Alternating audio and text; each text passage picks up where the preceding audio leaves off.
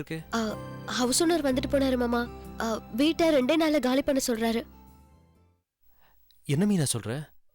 இப்போ என்ன பண்றது? நீங்க ஒண்ணும் பண்ண வேண்டாம் மாமா. அதுக்கு மாற்று ஏற்பாடு பண்ணி அதுக்கு ஒத்துக்கிட்டு வந்துட்டேன். என்ன சொல்ற? கொஞ்சம் புரியும்படியா சொல்லு. பாட்டி, நம்ம பார்வதி அக்கா இருக்காங்கல்ல, அவங்க வீட்ல நம்ம எல்லாரையும் தங்க சொல்லிருக்காங்க.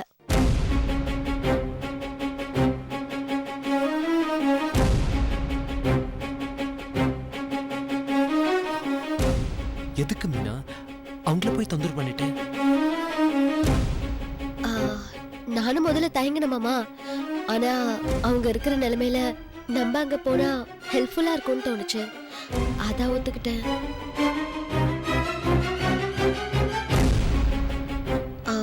அது மட்டும் இல்லாம அவங்க ஹஸ்பண்ட் டாக்டர் சிவா ஹையர் ஸ்டடீஸ்க்காக ஃபாரின் போயிருக்காரு.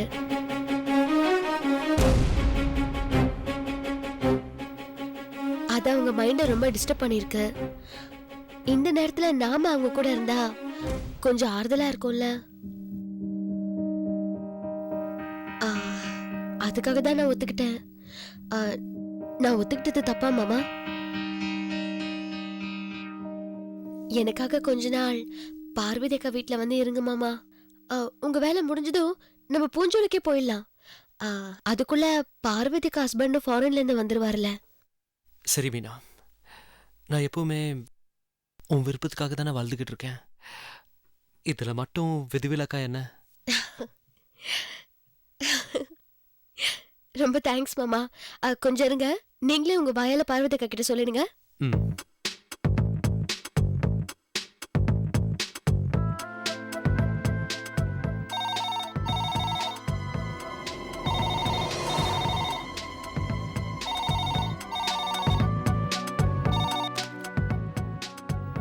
ஹலோ அக்கா, நான் மீனா பேசுறேன். சொல்லுமா. நாங்க எல்லாரும் உங்க வீட்ல வந்து தங்கறதுக்கு மாமா சம்மதிச்சிட்டாரு.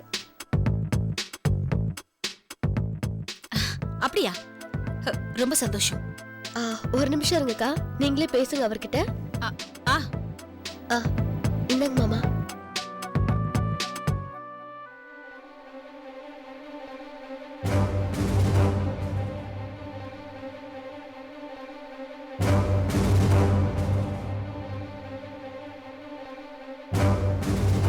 என்ன மாமா சைலண்டா இருக்கீங்க? பேசுங்க. ஹலோ. சொல்லுங்க. மீனா எல்லாத்தையும் சொன்னா.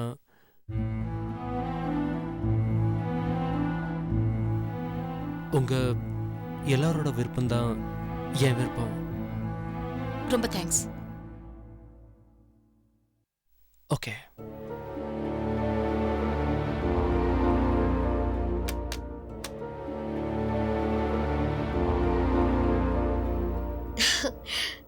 ரொம்ப சந்தோஷமா இருக்கு மாமா.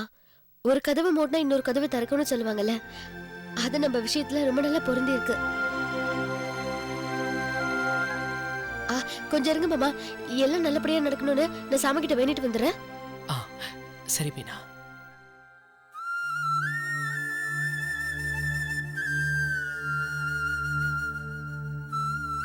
உங்க பொண்டாட்டிகிட்டயே உங்களை இன்னொருத்தியோட புருஷனா பேச வைக்கிறாளே, இதை தாங்கிக்கிறதுக்கு பெரிய மனசு வேணும்.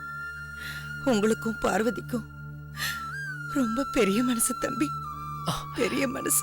என்ன பாட்டி பெரிய பெரிய வார்த்தையெல்லாம் பேசுறீங்க? எங்களால முடிஞ்சு தானே நாங்க செய்யறோம்.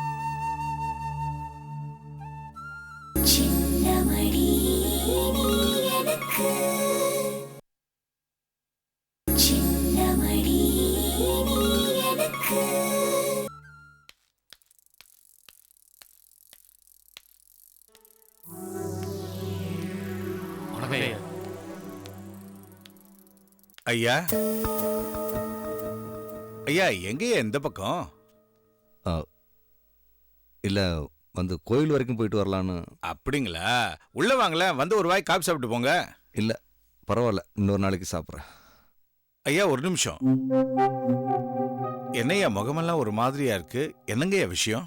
அது ஒன்றும் இல்லை நரசிம்மா, என் பொண்ணு ஞாபகம் வந்துச்சு, வேற ஒன்றும் இல்லை. நான் வரேன் நரசிம்மா.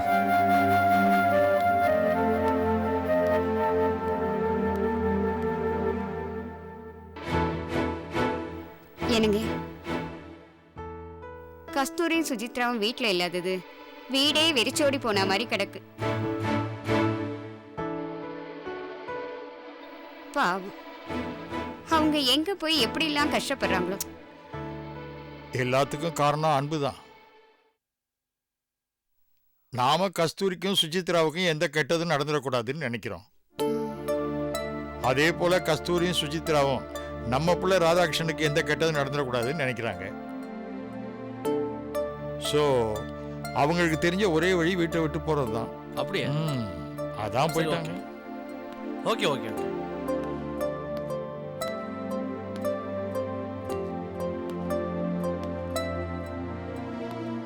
நம்ம என்னப்பா பண்ண முடியும்? அவங்களுக்கே தெரிஞ்சிருக்கணும். சுசித்ராவுக்கும் கஸ்தூரிக்கும் நம்ம எந்த குறையுமே வைக்கல. அது அவங்க தான் புரிஞ்சுக்கல. வீட்டை விட்டு போனது பரவாயில்லப்பா. இத்தனை நாள் அந்த வீட்டில் தங்கியிருந்தாங்க. நம்மக்கிட்ட ஒரு வார்த்தை சொல்லிட்டு போயிருக்கலாமப்பா. அதான்ப்பா கஷ்டமா இருக்கு.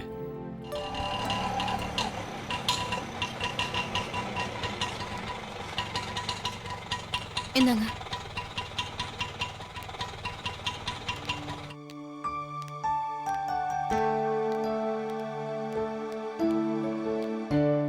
நான் ஆஃபீஸ் கிளம்புறேம்மா. போட்டு மனசை குழப்பிக்காதீங்க. வரேன். சரிப்பா.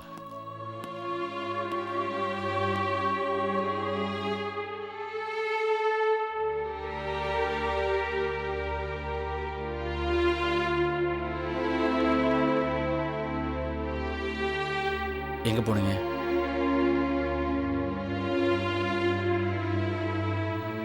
உங்ககிட்ட தான் கேட்டுட்டு இருக்கேன். எங்க போனீங்க?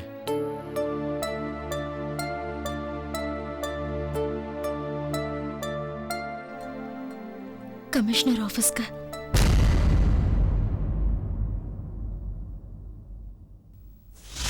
வணக்கம் ஐயா. என் புருஷன் பேரு தேவராஜ். கோயில் நகைகளை கொள்ளையடிச்சது சம்பந்தமா நீங்க தேடிட்டு இருக்கீங்களே, அந்த தேவராஜ்.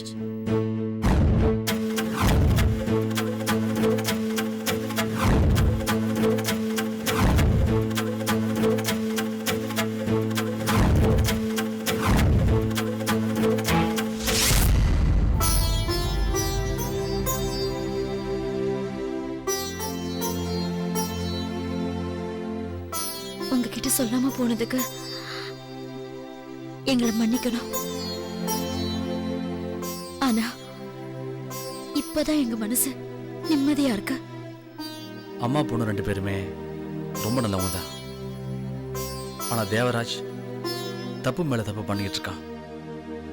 அவன் மட்டும் என் கையில கிடைச்சான். அங்கிள், எங்க அப்பா மேல உங்களுக்கு இருக்கிற கோவம் என்னன்னு எனக்கு புரியுது. அவரை தேடி கண்டுபிடிச்சு அரெஸ்ட் பண்ணுங்க. ஆனா தயவு செஞ்சு அவரை கொன்னுடாதீங்க அங்கிள்.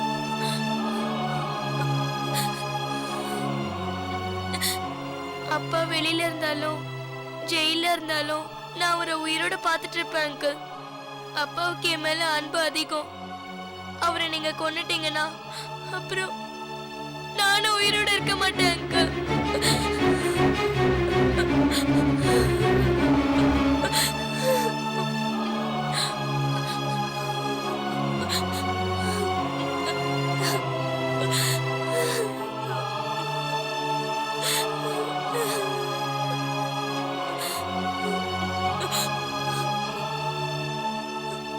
சுசித்ரா, நீயே ஏதாச்சும் கற்பனை பண்ணிக்காத.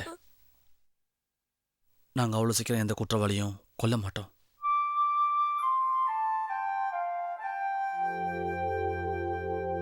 முடிஞ்ச வரைக்கும் உயிரோட தான் பிடிக்க முயற்சி பண்ணுவோம். ஓகேவா?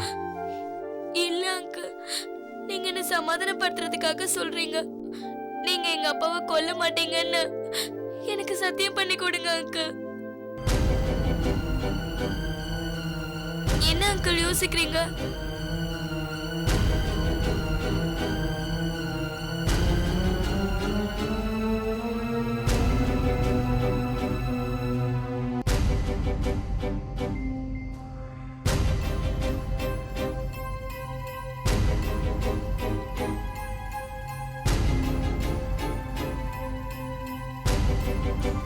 உங்க அப்பாவை சத்தியமா நான் கொல்ல மாட்டேன். ஓகேவா?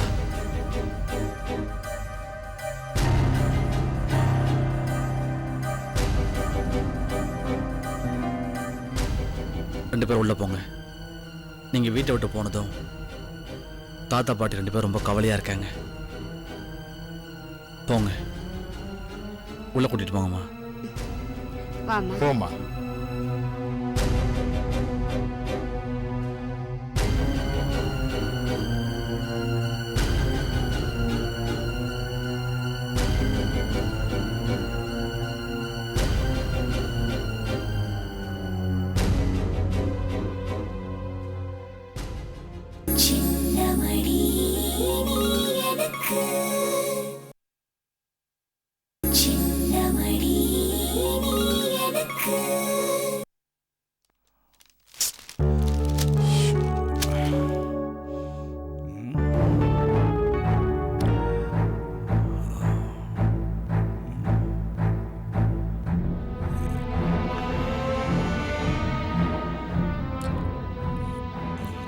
அப்பா அப்பா ஆ, என்னங்கப்பா?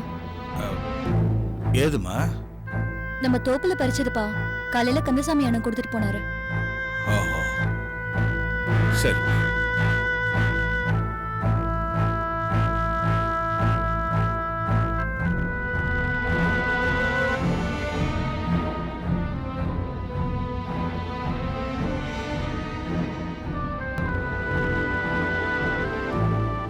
என்னப்பா யோசனை?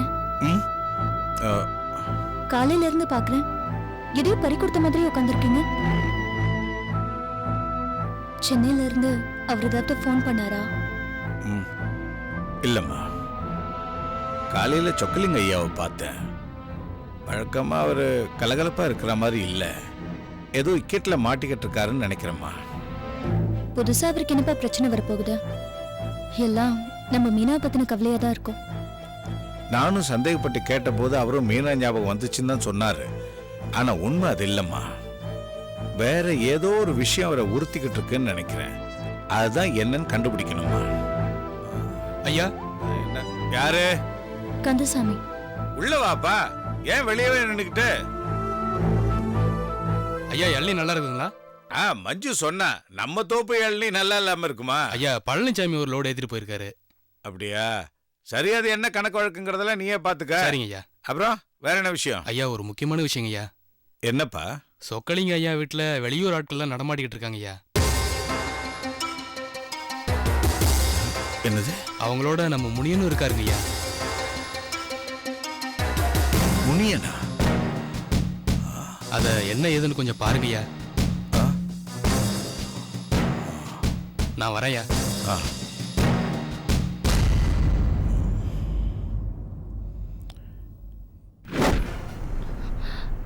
அப்பா, நம்ம எல்லாருமே சேர்ந்து டாக்டர் சிவாவை மீனாவோட வீட்டுக்காரரா நடிக்க வச்சிருக்கோம்ல. இந்த விஷயம் எப்படியோ முனியனுக்கு தெரிஞ்சிருக்குப்பா. முனிய மீனாவை சந்திச்சு இந்த விஷயத்தெல்லாம் சொல்லிருக்கான். ஆனா மீனா அதை நம்பல. இத மீனா தான் என்கிட்ட சொன்னா.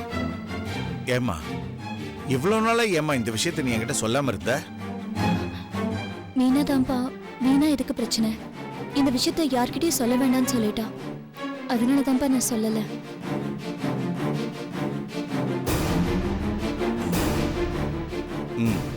அம்மாடி, நீ சொல்றதை வச்சு பார்த்தா மீனா பிரச்சனையை வச்சு சொக்கலிங்க ஐயாவை அந்த முனியன் தான் ஏதோ மிரட்டிக்கிட்டு இருக்கான் போல தோணுது. என்னப்பா சொல்றீங்க?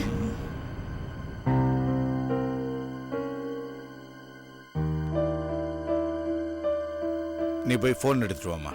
சரிப்பா.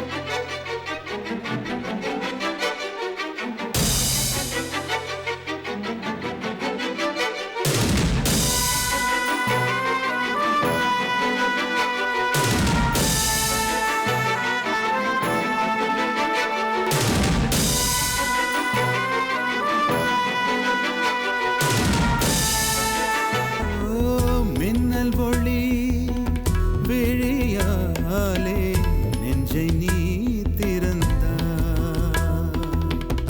சின்ன சின்ன கூடலோடு சிரிக்க ஏன் மறந்தா,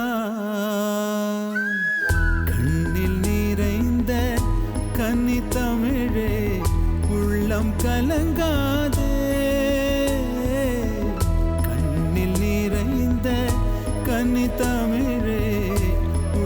கலங்காதே உன்னையல்லாமல் வேறு உறவும் என்னை சேராதே காற்றும் நானும் காத்து கிடந்த தனிமை தீவினிலே